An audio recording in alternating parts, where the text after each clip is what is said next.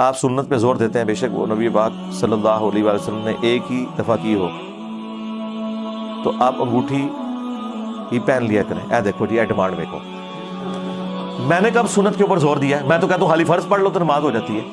آپ کو کس نے کہہ دیا کہ میں نے سنت کے اوپر کبھی زور دیا؟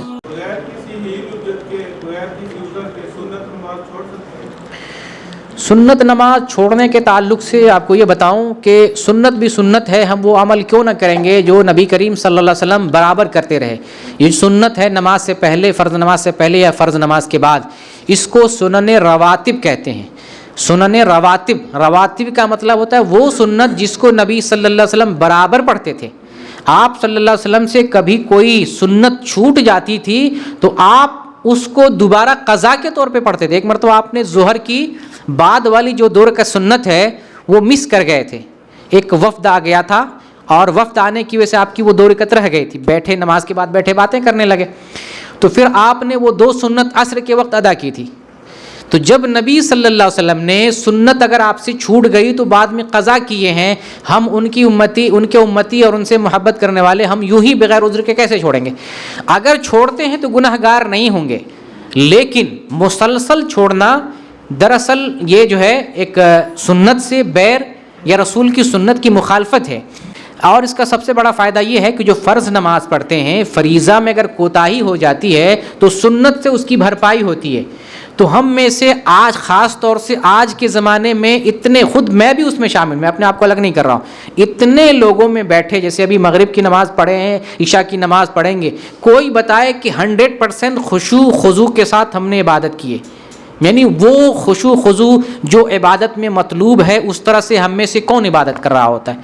آج دنیا میں اتنے فتنے ہیں کہ ہمارا ذہن گردش کر رہا ہوتا ہے، پوری دنیا میں نماز میں ہوتے ہیں لیکن جو تعلق اللہ سے نماز میں ہونا چاہیے وہ نہیں ہوتا ہے. نماز کیسے کہا گیا پڑھنے کے لیے؟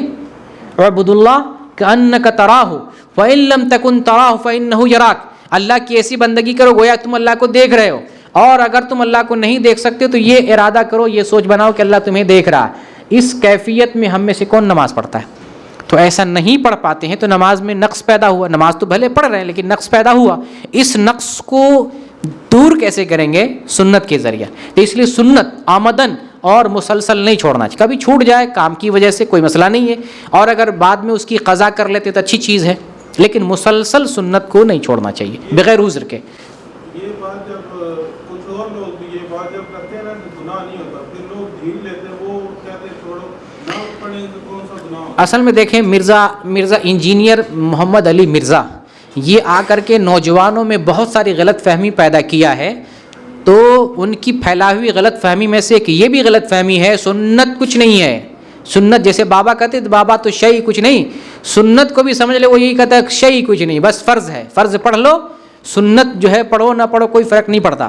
جیسے وہ 2 نمازوں کو ایک ساتھ پڑھنے کو پروموٹ کرتا ہے شیعہ کی طرح، جیسے شیعہ لوگ 2 نمازوں کے ساتھ پڑھتے ہیں وہ بھی ویسے ہی کرتا ہے، 2 نمازوں کو ایک ساتھ پڑھتا ہے.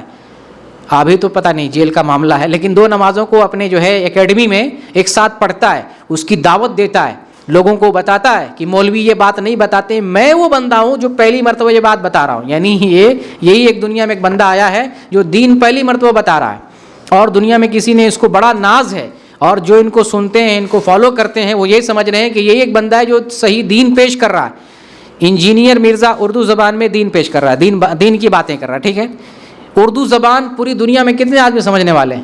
اردو زبان والا ملک دنیا میں کتنا ہے؟ انڈیا، پاکستان، اور کون سا ملک ہے جہاں اردو سمجھتے؟ عربستان، عرب کنٹری، خلیجی ممالک 22 کنٹری ہے.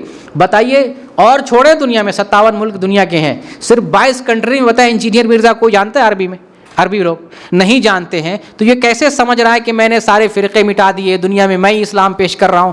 کنویں کا میڈک ہے اور اپنے آپ کو سمجھ رہا ہے کہ میں ہی اسلام کا ہیرو ہوں، میں ہی اسلام کی دعوت دے رہا ہوں. تو اس کی وجہ سے نوجوانوں میں غلط فہمی پیدا ہوئی ہے کہ سنت پڑھو نہ پڑھو کوئی حرج کی بات نہیں ہے، جبکہ ایسا نہیں. محمد صلی اللہ علیہ وسلم کی میں نے سنت آپ کو بتایا کہ اگر سنت چھوٹ گئی نبی صلی اللہ علیہ وسلم نے، آپ نے اس کی باقاعدہ قضا کی ہے، تو اب آپ اس سے اندازہ لگائیں سنت کی کتنی اہمیت ہے. تو اس لیے بغیر عذر کے سنت مسلسل نہیں چھوڑنا چاہیے. کبھی عذر درپیش ہو گیا چھوڑ دیے تو انشاءاللہ اس پر مواخذہ نہیں ہوگا، لیکن مسلسل اس کو نہیں چھوڑنا چاہیے.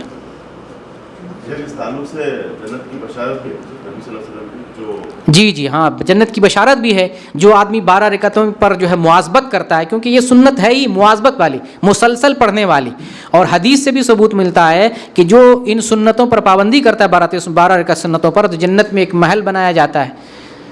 تو ہم اس چیز کو کیسے چھوڑیں گے؟